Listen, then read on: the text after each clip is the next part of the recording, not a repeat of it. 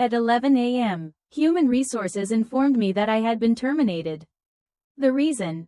A serious error had occurred in the project, and someone needed to step forward and take responsibility. I didn't argue. At 11:10, I finished handing over all my work. I didn't even bother shutting down my computer. I left every work-related group chat, blocked my boss, and blocked all my colleagues. That afternoon, a former coworker secretly contacted me using a secondary account. She said the boss was willing to add a bonus of 100 yuan, begging me to answer the phone. I laughed. The real bomb in the project was still 10 minutes away from detonating. 11 a.m. Sunlight pierced through the blinds of conference room H, slicing the room into sharp white blades. The air was thick with the mixed smell of printer ink and an aggressively sweet air freshener, so cloying it made it hard to breathe. Regarding the severe data error in this project, the company has carefully considered the matter and decided. Lu Wenwen from HR spoke. Her lips, always coated in dusty rose lipstick, opening and closing with each word. I didn't listen to what came next. My attention was fixed on the dying pothos plant behind her. Its yellowing leaves drooped lifelessly. Just like me. We were both consumables in this room. Standing beside Lu Wenwen was Director Song Min Veen. His arms were crossed, his brow deeply furrowed, his expression painfully sincere. He let out a long sigh, his voice heavy, as if each word had to be forced out of his chest. Lam Tu Ha, it's not that I don't want to keep you, but this incident has had too great an impact. The investors are pushing us hard. We need to give them an explanation. You're still young. Take this as paying tuition for a lesson. I raised my head. My gaze passed over Lu Wenwen and locked directly onto Song Min Veen's eyes. In those calculating pupils, I saw it clearly, the smug relief carefully hidden beneath a layer of moral righteousness. I understand. I said only 3 words. No defense, no emotion. My calmness choked back all the lines they had prepared in advance. Lu Wenwen froze for a second, then mechanically slid the termination notice and the N+1 compensation agreement toward me. Then please sign here and proceed with the handover. I picked up the pen and signed my name in one smooth motion. The strokes flying like dragons and phoenixes. From beginning to end, my hand never trembled. When I stepped out of conference room H, the open office area was eerily silent. Dozens of eyes, pitying, sympathetic, or gleeful, stabbed at me like invisible needles, probing for my reaction. I could feel Kong Lin's gaze glued to my back. She was a senior manager. Her look was slick and smug, like a snake.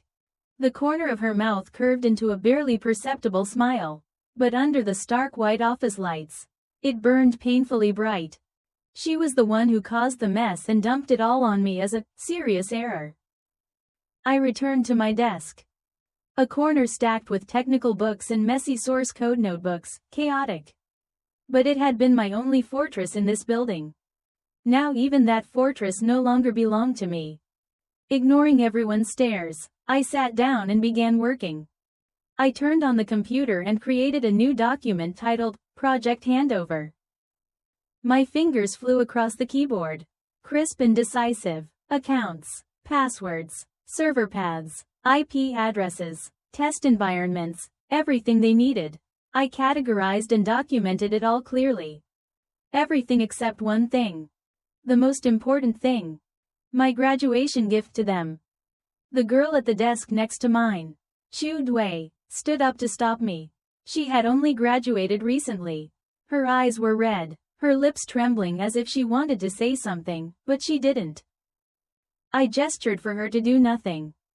At 11:09, I finished typing the final line and sent the handover document to Song Min Veen, CCing the entire project team and our email subject.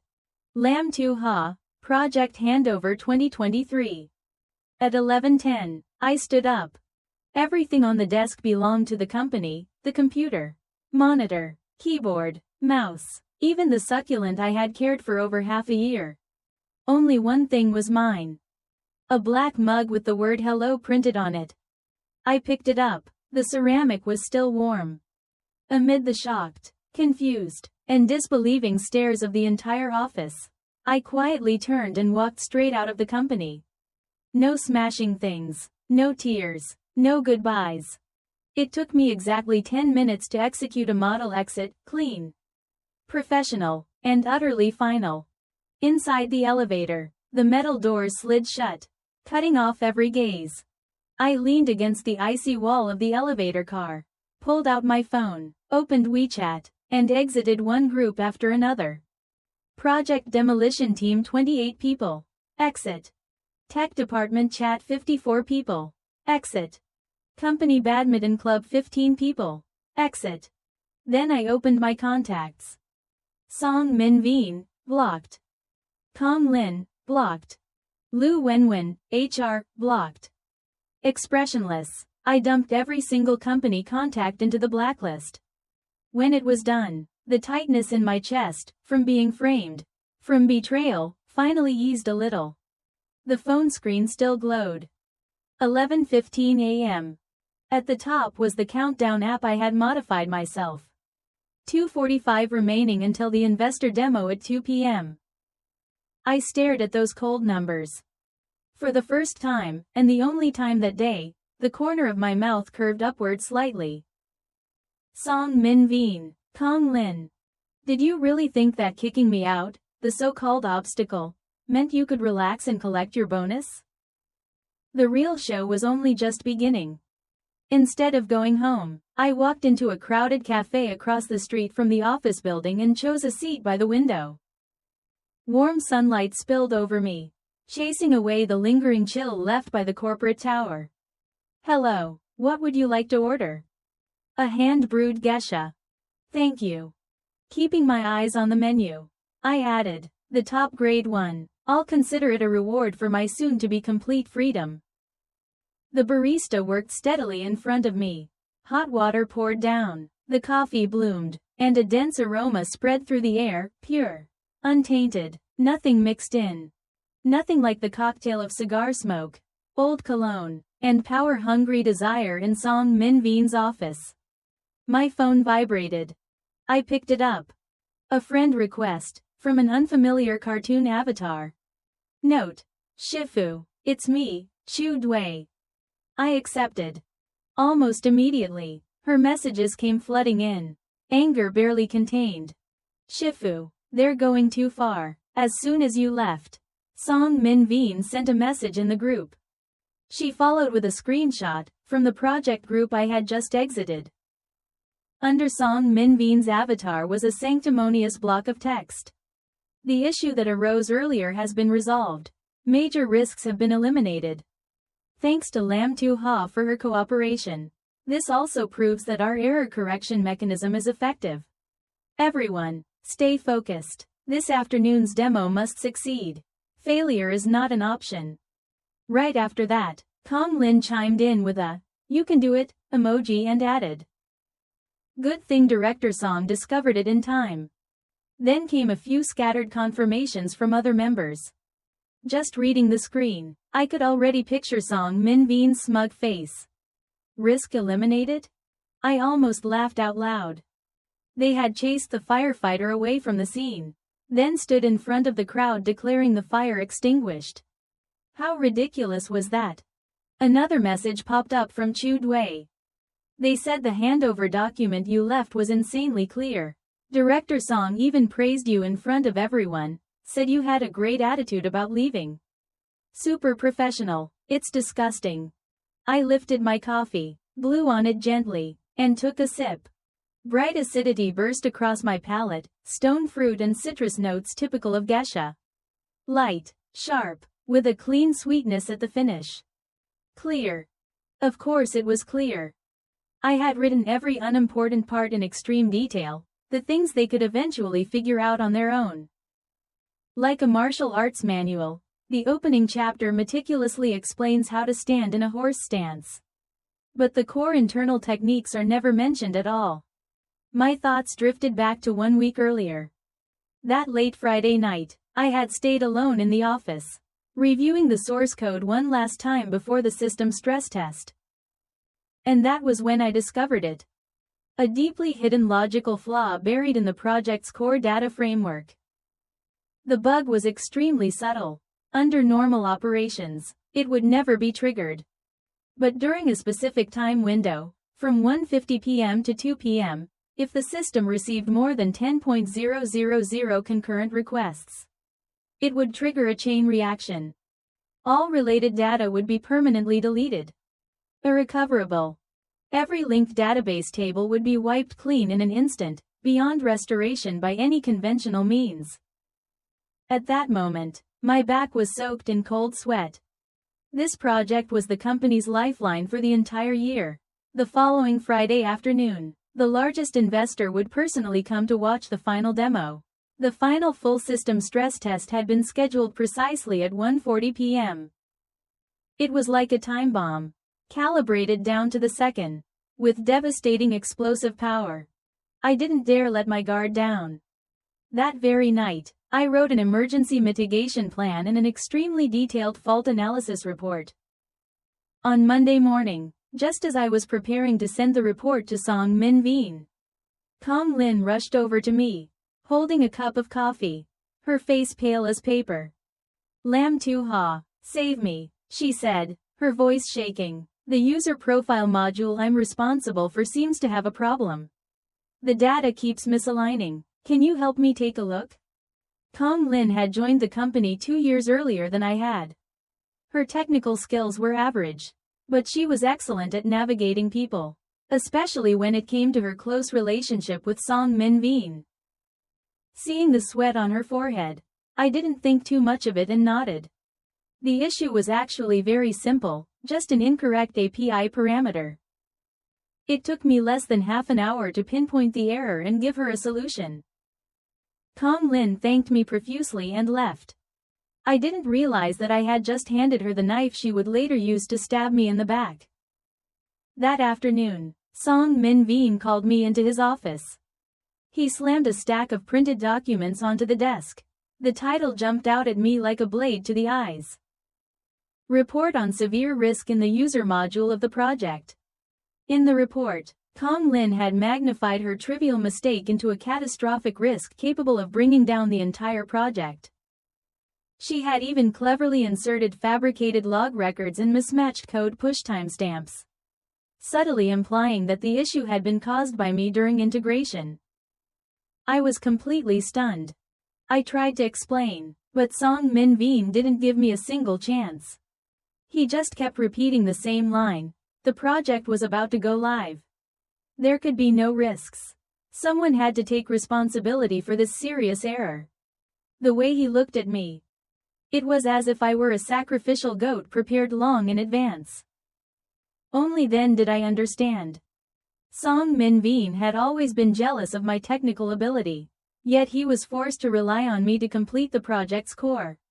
He had long wanted to push me out of the game and monopolize the final glory. Kong Lin's false accusation was nothing more than the excuse he had been dreaming of. They thought that as long as they fired me, the one who knew too much, the project would become their perfect trophy. They never expected that with their own hands, they had pulled the final detonator of the project. The emergency mitigation plan, the only key to survival, was still sitting quietly in the draft folder on my personal laptop. "Shiji, are you still there?" Chu Dai's message pulled me out of my memories. I snapped back and typed a reply. "Don't worry, just sit back and watch the show." I put my phone down and glanced at my watch. The hour hand pointed exactly to 1:40 p.m. Inside the cafe, soft music flowed on. Outside the window, traffic bustled under a gentle golden sun. I knew the countdown had begun. 10 minutes left. I lifted my coffee and let the warm liquid slide down my throat. Deep inside, a cold sensation mixed with a twisted sense of pleasure was growing wildly. At 1:50 p.m., the phone screen on the table lit up. A soft alarm rang. I reached over and turned it off, calmly taking another sip of coffee. It was slightly lukewarm now, but still rich in flavor. Almost at the same time, Chu Dae's cartoon avatar started jumping frantically in the WeChat window. A barrage of exclamation marks exploded across the screen like machine gun fire. It blew up. Shiji. It all blew up. All the test interfaces went completely white in 1 second, nothing left. We can't access the database at all. The admin system is down. Nobody can log in. Kong Lin's face turned white, like whiter than the wall. She was just bragging to Director Song that everything was fine. I silently read those lines, as if I were watching a disaster movie that had nothing to do with me. I could clearly imagine the chaos in the office where I had spent 3 years. Keyboards clattering wildly, mice being clicked like mad, programmers shouting in helpless panic. What the hell is this? That's impossible. Very soon, Chu Dui sent over a 10-second video. The camera shook violently, clearly filmed in secret. In the background was Song Min-vin's voice, screaming out of control. His pitch was shrill with fear and rage. What's going on? What the hell is going on? Where's my data? Where's the database? The data was right here. How could it be gone? It was still there just now. The camera swept across the completely chaotic tech area. Some people were frantically rebooting their computers. Some were hammering F5 on blank pages. Others sat frozen, staring blankly at dead screens. In the last 2 seconds, the camera locked onto Kong Lin. She was slumped in her chair, eyes dull, lips pale as a corpse, muttering like a broken doll. That's impossible, that's impossible. I clearly checked it. Then Chu Dui sent a voice message, her voice tiny and trembling with excitement. Shiji, the entire tech department has gone crazy. No one knows what's happening. They've searched everything and can't find a single abnormal operation. Director Song has read your handover document over and over again at least 10 times. There's nothing in it about this situation. I curled my lips slightly, forming a cold smile. Of course there wasn't. How could I possibly write the surprise gift meant to send you all to hell inside an instruction manual? The investors will arrive in 10 minutes. They've already called the front desk. Director Song's face is green, like, really green. He looks like an eggplant. Chu Dae's live commentary was vivid. I picked up the small spoon and gently stirred the remaining coffee. Watching the tiny vortex form, my mind had never been calmer. I slowly typed a reply to Chu Dui. This has nothing to do with you. You're new. They won't dare pin responsibility on you. Just keep your head down and protect yourself. After sending it, I flipped my phone face down on the table. The sunlight outside the window seemed even brighter. I leaned back in my chair, closed my eyes, and took a deep breath. Coffee, warm sunlight. The pleasure of long-awaited revenge washed over my body in warm waves. One after another. Song Min-vin, Kong Lin. You worked so hard to steal my job and smear my reputation. Now I will smash the thing you value most, right at the moment when you are most smug. And this is only the beginning. The world finally fell silent again. The phone lying face down on the table stopped vibrating. My blacklist faithfully blocked all disturbances from the outside world. I could easily imagine Song Min-vin and HR running around like ants on a hot pan, frantically dialing a number that would never, ever connect. About half an hour later, just as I was about to order another coffee, Chu Dae's message came again. This time, there were no hysterical exclamation marks, just cautious lines of text. Shiji, Director Song told everyone to call you. But he doesn't know you've blocked all of us. He's smashing things in the office right now. I just walked past and heard a cup shatter. He's yelling at Kong Lin, calling her useless, good at ruining things. The investors are already downstairs. The receptionist is about to cry. She keeps making excuses about adjusting the meeting room network to buy time. As I read, Song Min-vin's face, twisted with rage, formed vividly in my mind. How ridiculous. When he threw me away like trash. Did he ever imagine a day when he'd be screaming like a rabid dog? A moment later, Chu Dui sent another voice message. I opened it. From the speaker came Song Min Veen's trembling voice, mixed with choked sobs of fear. In the background, Kong Lin's quiet crying could be heard. Chu Dui, you're Lam Tu Ha's disciple, right? You're the closest to her. You must have a way to contact her. I'm begging you, please. Help me call her, okay?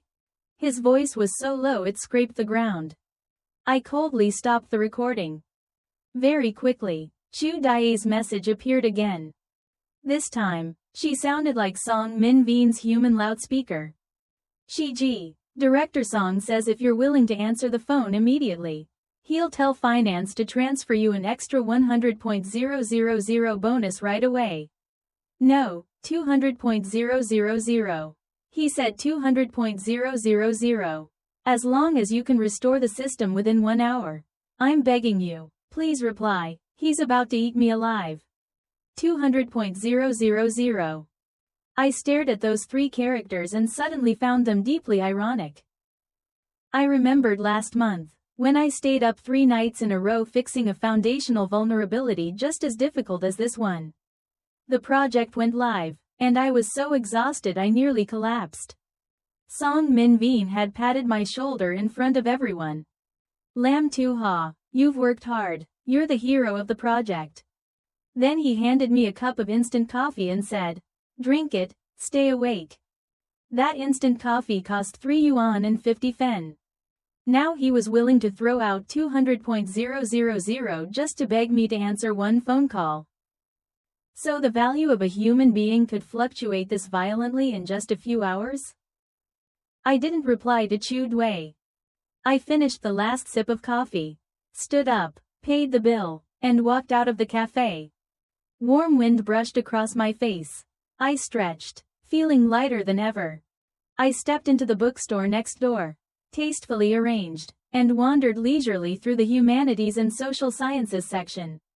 Just as I picked up a book on game theory, my phone vibrated again. Chu Dai's message came with the sound of suppressed sobbing. Shiji, the investors are already upstairs. Director Song and Kong Lin were stopped right outside the conference room. They're completely humiliated, nowhere to put their faces. Director Song just screamed at me, saying, as long as she's willing to come back, we'll immediately restore her position. We'll even make her the lead of a newly established core project team. Double her salary. Shiji, where are you right now?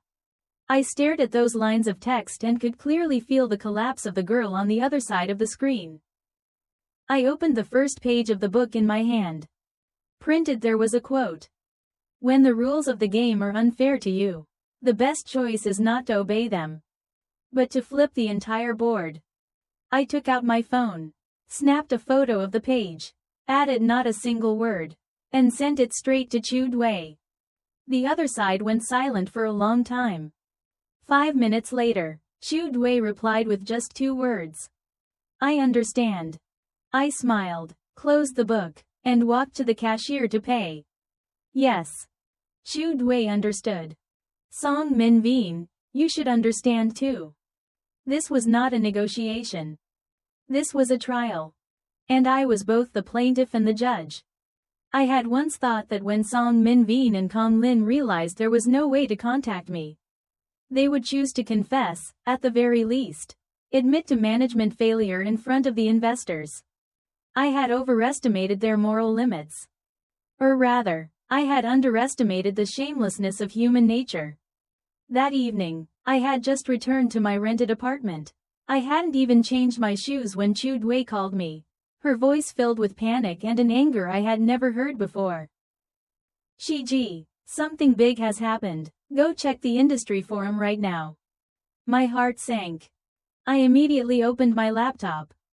I didn't even need Chu Dui to guide me. On the homepage of the most famous technical forum in the developer community, a bold red headline slammed straight into my eyes. Breaking news. Star project of Company 20 system collapses before demo. Former employee suspected of malicious revenge. I clicked in, my heart pounding uncontrollably. In the post, an anonymous account claiming to be an internal employee of Company 20 vividly described everything that had happened that afternoon. Then, The spearhead turned directly toward me. According to reliable sources, the core programmer of the project, Lam Tu-ha, was fired this morning due to serious work errors. However, out of resentment after termination, this individual exploited her familiarity with the system architecture and deliberately planted a logic bomb in the core source code. As a result, just before the critical investor presentation this afternoon, the company's entire database was wiped clean, causing incalculable losses. Below the post was a blurry, secretly taken photo. It was my back, leaving the company that morning. In the photo, I was holding the black mug. My silhouette looked both lonely and resolute. The poster added a mocking caption. A clean exit, hiding one's achievements and reputation. Dirty water. They poured it fast and viciously. I hadn't even fully processed my rage when Chu Dai's voice came through the phone. Choked with guilt and fury. Shiji, this is Song Min Veen's doing. In the end, the investors found out what happened. The demo collapsed in an extremely awkward atmosphere. To save himself, Song Min Veen turned around and told the investors that it was all you. That you deliberately sabotaged company assets. Kong Lin, that bitch, stood beside him as a witness. She said she personally saw you secretly manipulating the core code repository yesterday before getting off work. And felt something was wrong at the time. Now the company has issued an internal announcement, officially concluding that the incident was an intentional technical sabotage by former employee Lam Tu-ha. They also said they've reserved the right to pursue legal responsibility against you. My hand clenched the mouse so hard my knuckles turned white. Rage surged like molten lava, rolling violently through my chest and flooding my limbs. I had predicted they would shift the blame. I just hadn't expected them to choose a method this shameless, this blatant, this filthy. They didn't just want me to take the fall. They wanted to destroy me. To destroy the thing I treasured most in this world. A programmer's professional reputation. My phone screen lit up. Chu Dui sent a screenshot. It was Song Min Veen's latest moments post. Half an hour ago. A modern retelling of The Farmer and the Snake. Helping a villain, only to be bitten fatally in return. He even added a sanctimonious warning. Colleagues should be careful when hiring, beware of letting wolves into the house. In the image, there were always a few bad apples spoiling the pot. Attached was, again, the photo of my back leaving the company that morning. Very good. A farmer raising a snake. I let out a low laugh. Sharp and icy. Did they really think they could casually put the hat of wiping out company data on the head of a senior engineer like me? Did they think that by reversing black and white, I'd have no way to fight back? Just then, my personal phone rang. A landline number, unfamiliar. The caller ID showed Beijing. I hesitated briefly, then answered. A familiar, gentle voice came through. Lam Tu-ha, it's Teacher Chu. Professor Chu Jingguo, my university advisor. And a towering figure in the domestic computer science community. My eyes burned. Teacher. My voice caught. I've heard bits and pieces. He said, his tone calm and steady. Are you all right? Don't be afraid. I trust your professional ability, and I trust your professional ethics even more. You're the student I'm most proud of. You would never do something so self-destructive. So this was it. To completely kill me, Song Min Veen had already started spreading rumors throughout the industry, planning to use influence and connections to blacklist me permanently. He hadn't expected the lie to spread so fast. It reached my professor in just a few hours. Teacher Chu's trust was like a warm stream, instantly extinguishing the raging fire in my chest and clearing my mind. That's right. Why should I be angry? What meaning was there in wrestling with trash that had no sense of shame? I took a deep breath and replied. Thank you, teacher. I'm fine. It's time to teach some people a basic introductory lesson about technology. And about evidence. After hanging up, every trace of emotion vanished from my face. I walked to my desk. Sat down. and opened a website I hadn't visited in a long time. Yet one regarded by programmers worldwide as the highest honor. GitHub. On my profile page, several open-source projects I had once contributed to were still pinned. Followers: 178,000. Song Min Veen, Kong Lin. Your performance is over. Now it's my turn to step onto the stage. I didn't sleep. All night long, I locked myself in the room with only a desk lamp turned on. The sound of the keyboard was the only noise in the space. I didn't go to that gunpowder-filled forum to argue with strangers.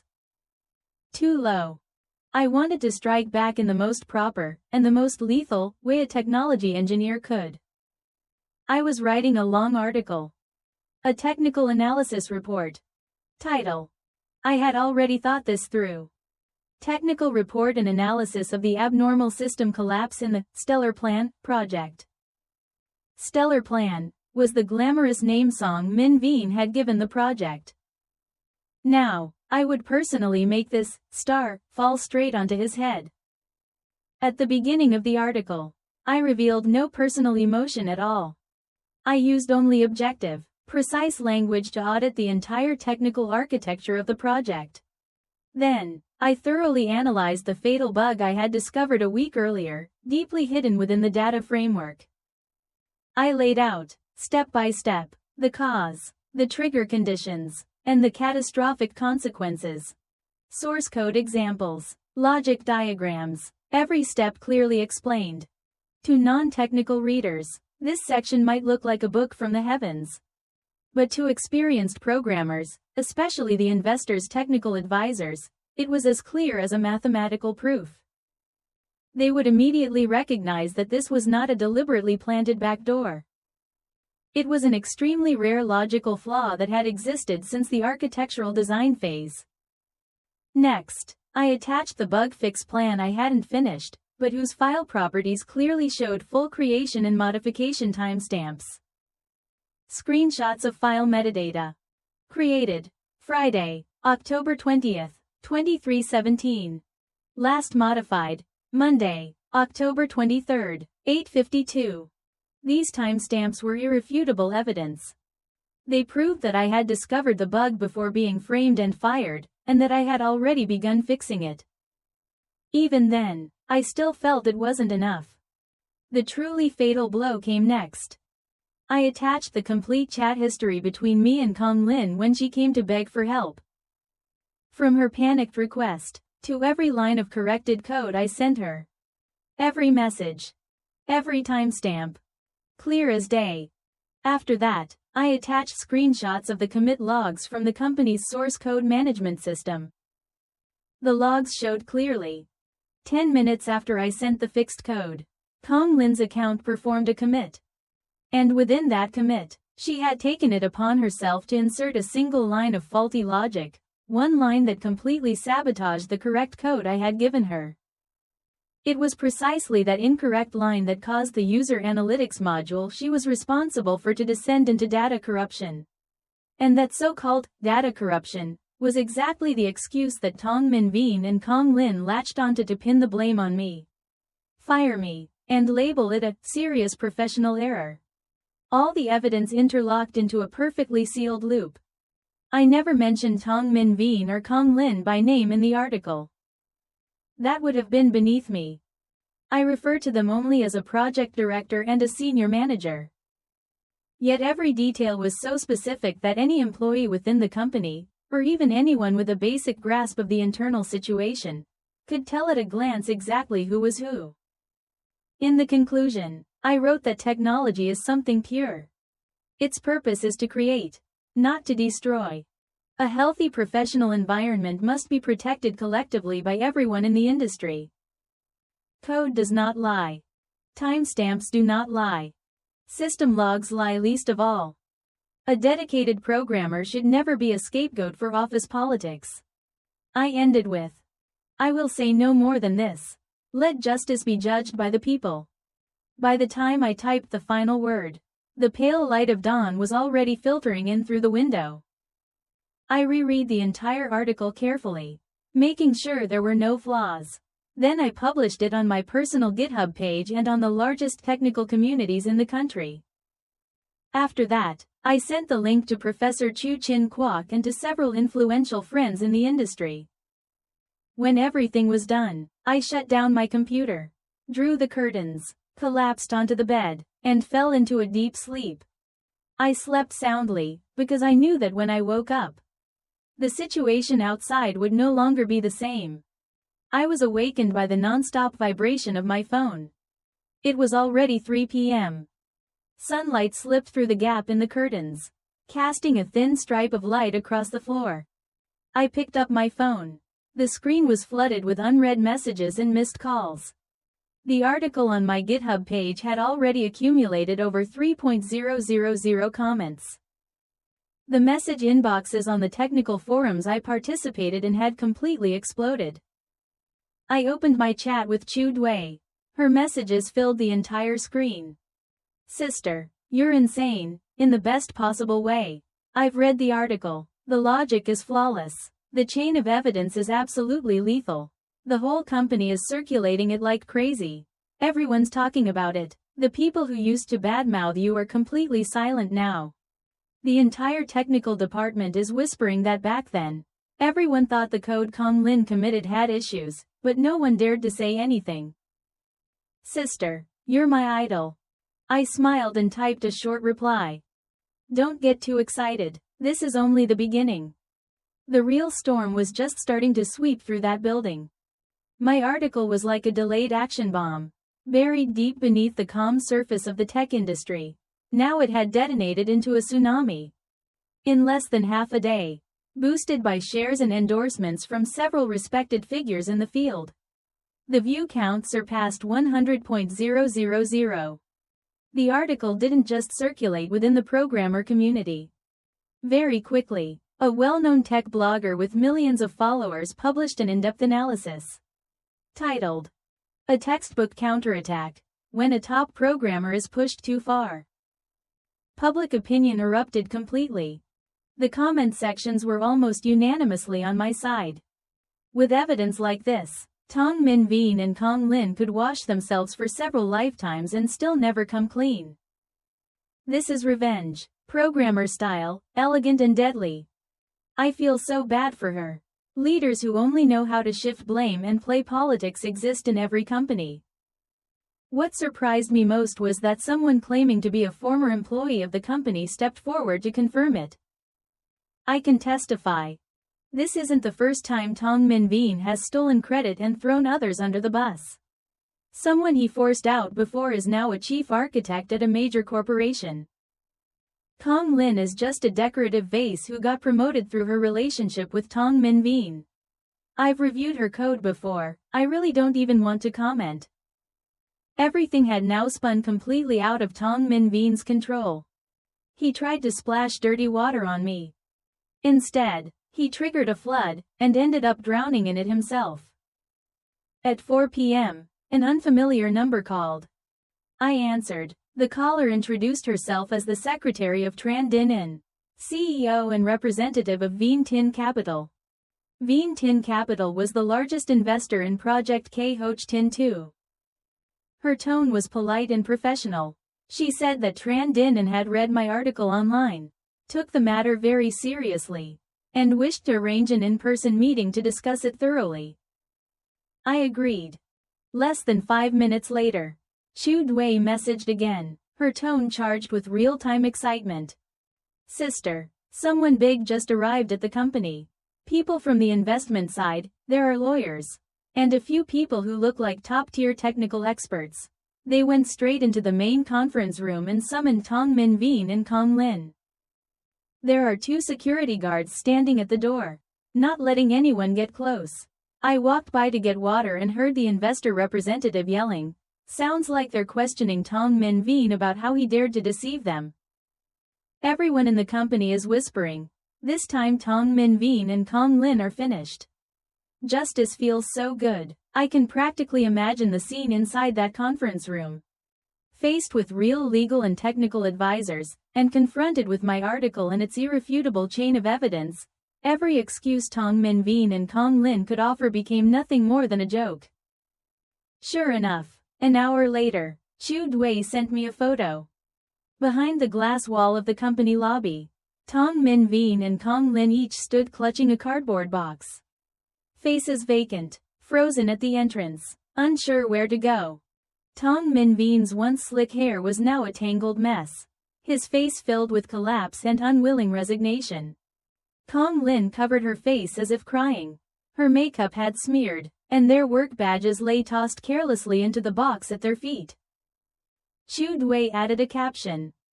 Suspended on the spot, computers and all access privileges frozen for investigation. I looked at the photo, but my heart barely stirred. There was no rush of triumph, no satisfaction at revenge, only the quiet calm of a chapter closing. They weren't defeated by me. They were swallowed whole by their own greed and stupidity. I put my phone away, changed into a simple, neat outfit, and headed to the tea room where I had arranged to meet Tran Din in a Vien Tin capital. My battlefield was no longer that small office. When I entered the private room of the tea house, Tran Din, CEO of Vien Tin Capital, was already waiting. He appeared to be in his early 50s, dressed in a modern tailored Chinese jacket. His hair was perfectly groomed, not a strand out of place. His demeanor was refined and scholarly, yet his eyes were unusually sharp. When he saw me, he immediately stood up, an apologetic expression on his face. Miss Lam, please have a seat. He personally poured me a cup of tea. A light, clean fragrance spread through the room. I've read your article online. I would like to apologize on behalf of our company for having misjudged you. He gently pushed the teacup toward me. His voice was sincere. That was our mistake. I lifted the cup and took a small sip, not rushing to accept the apology. I've already put this matter behind me. Director Tran, I said calmly, I came today only to clarify the truth. Tran Din nodded, a trace of approval flashing in his eyes. Your composure and professionalism exceed what I imagined. He quickly shifted the conversation straight to the point. Miss Lam, although the execution team disappointed me deeply, I still have great faith in the potential of Project K-Hoch Tin 2. The market it targets needs no explanation. His gaze sharpened, cutting straight through me. So I want to ask you one question. Are you interested in becoming the owner of a company, your own company, and completing this project yourself? I will invest in you. The words landed like a massive stone crashing into the calm lake of my heart, sending violent waves surging outward. Me. Founding my own company. This was an opportunity I had never even dared to dream of. My heart began to pound uncontrollably. Seeing the astonishment I couldn't quite hide, Tran Din let out a soft laugh. You don't need to answer right away. I can offer very generous terms. The new company will be fully funded by us. I'll take 40% equity. You and your technical team will hold 60%. All operational authority will belong to you. We provide capital only, no interference in management or technology. How much initial funding do you need? Just name it.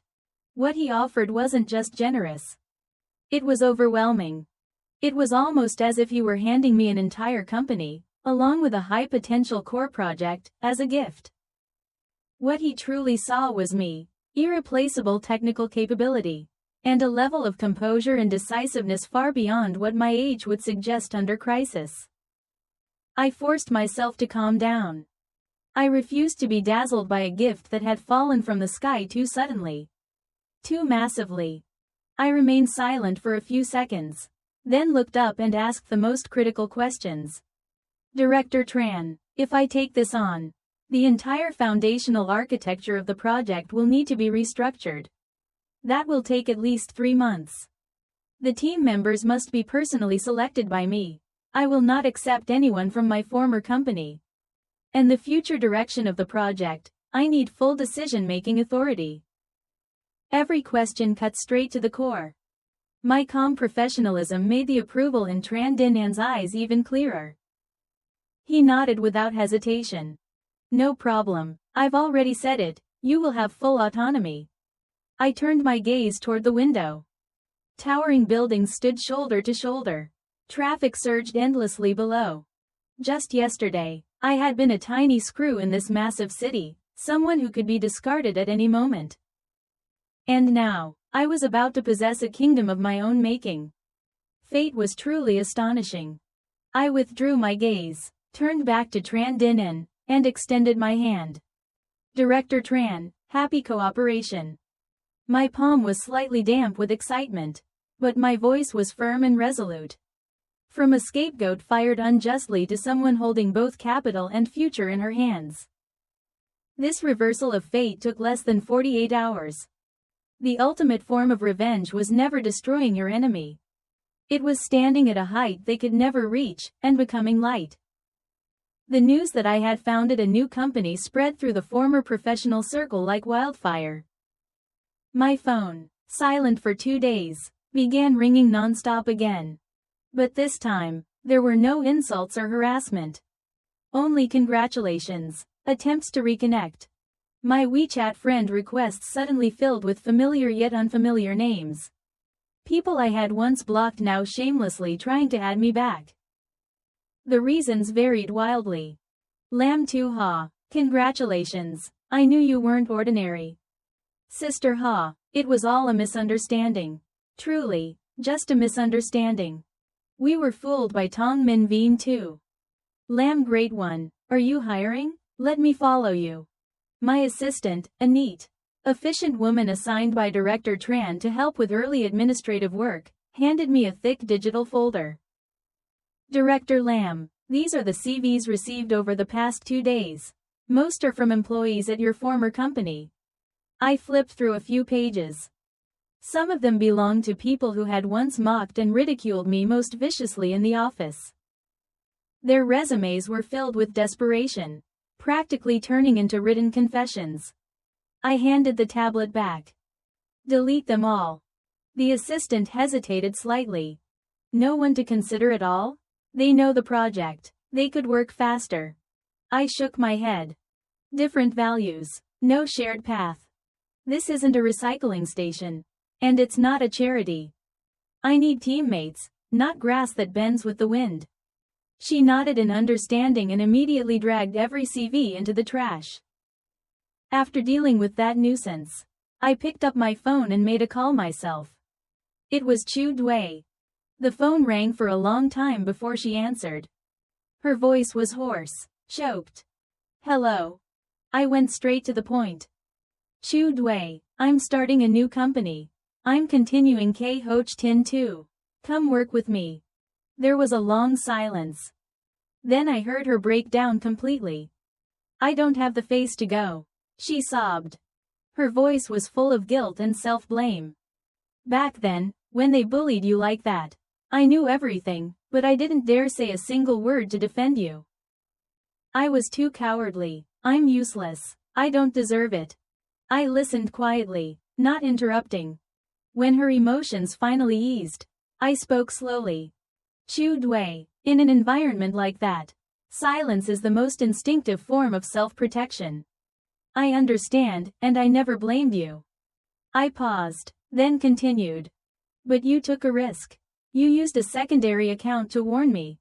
You told me what was happening. Little by little. That wasn't cowardice. That was the best part of you. I only need people who are kind and have potential. Not people who shout from behind but never dare step forward. I smiled softly. You're my only disciple. If I don't take you with me, who would I take?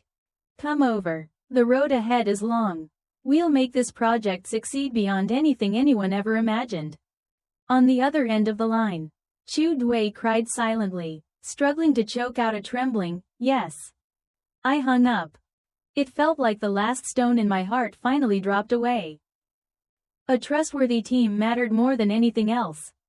I knew it then. My real story was only just beginning. The new company entered its stride faster than anyone expected. With ample funding and complete autonomy, the talent, technical skill, and leadership I had suppressed for so long finally burst free. I personally led the charge, guiding Chu Dui and the top-tier talents I had recruited from universities and the market alike. Doi de la ban dik de du sang American English. Teep noi mok truyen truok. Da chin kak loi gom.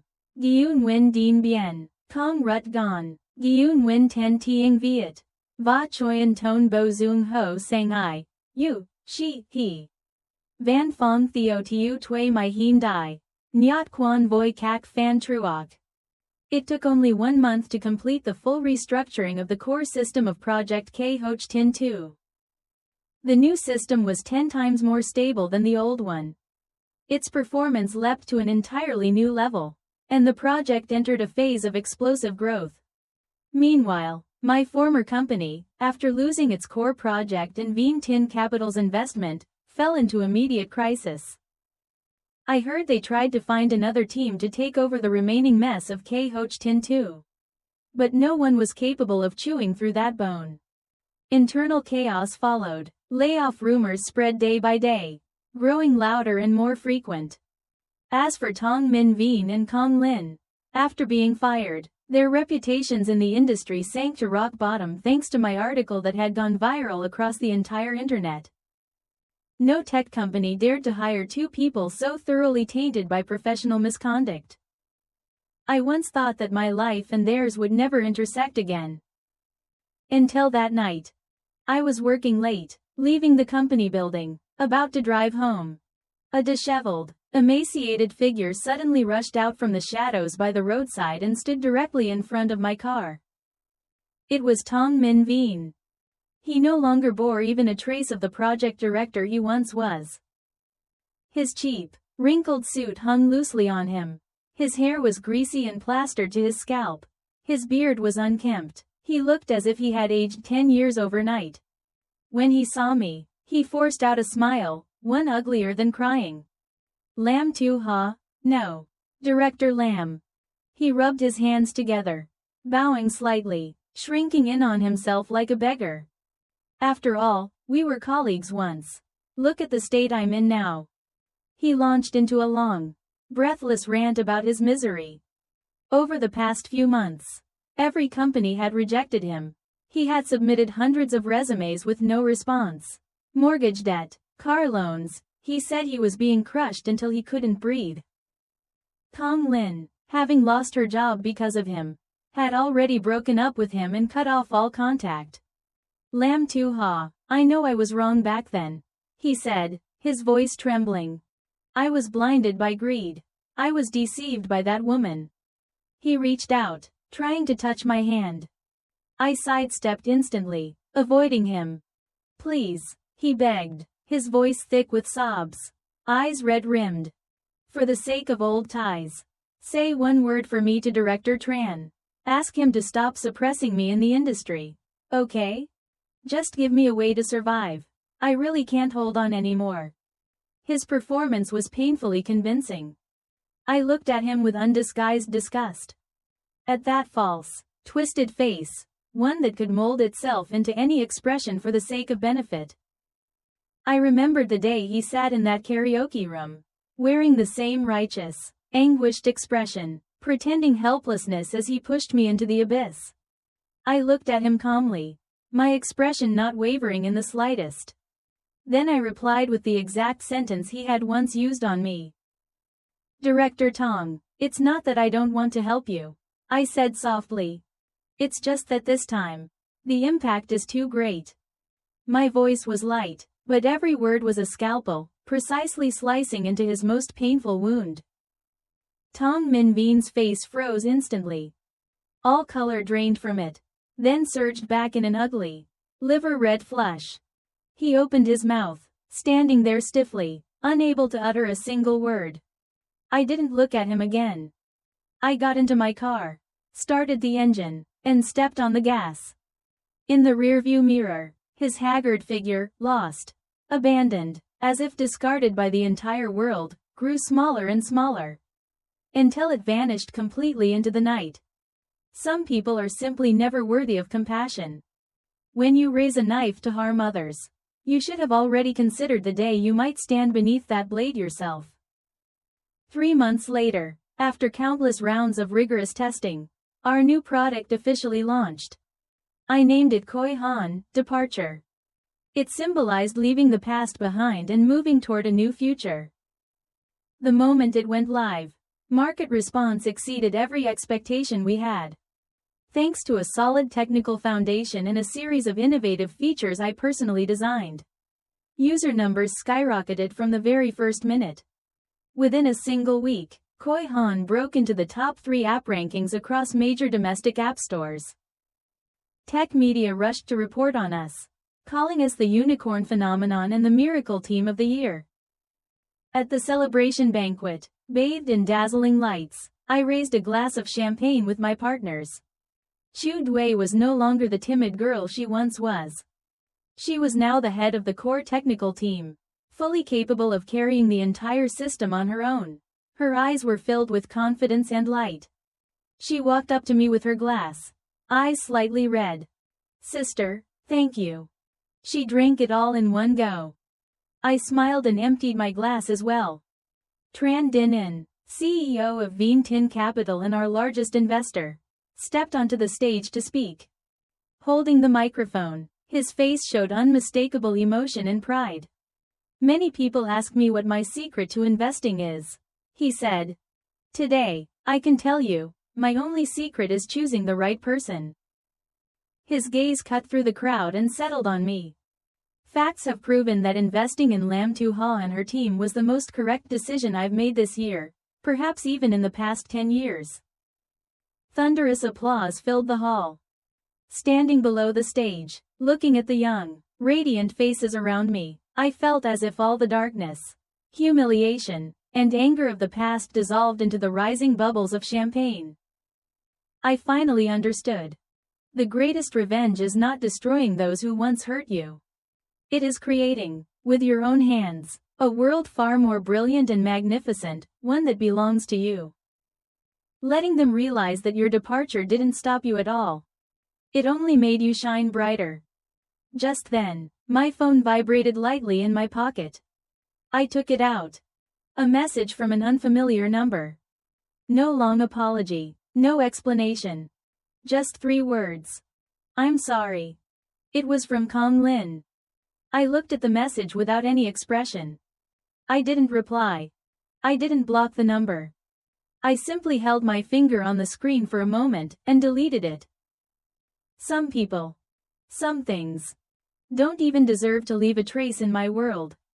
1 year later, I stood before the floor-to-ceiling glass windows of my bright, spacious office.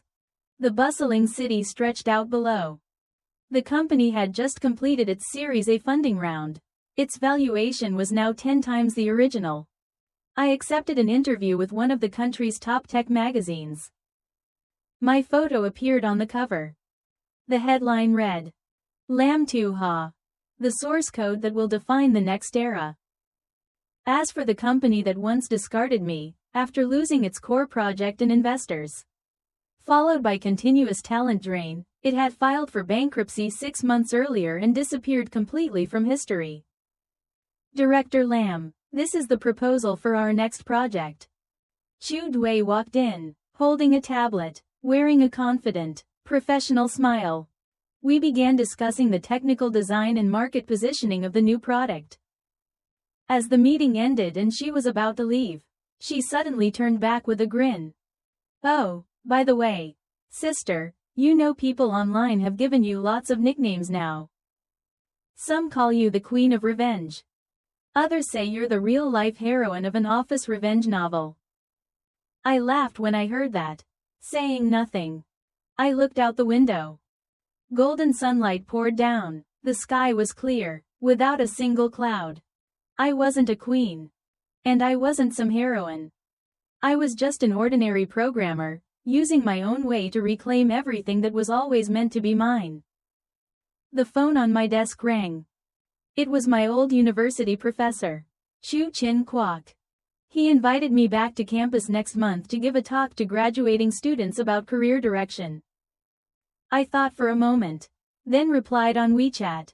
"Yes, Professor, I've already thought of a topic. How to make a stupid boss pay, elegantly."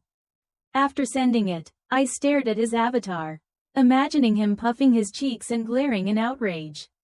I laughed again and quickly added, "Just kidding, Professor. The real title is, The Value and Conviction of Technical Professionals." I set my phone down, stretched deeply, and felt lighter and freer than ever before. Ahead of me lay an entire horizon, vast and open, waiting to be conquered. That's the end of today's story. If you enjoyed it, please like the video, subscribe to China Story Tales, and stay tuned for more stories.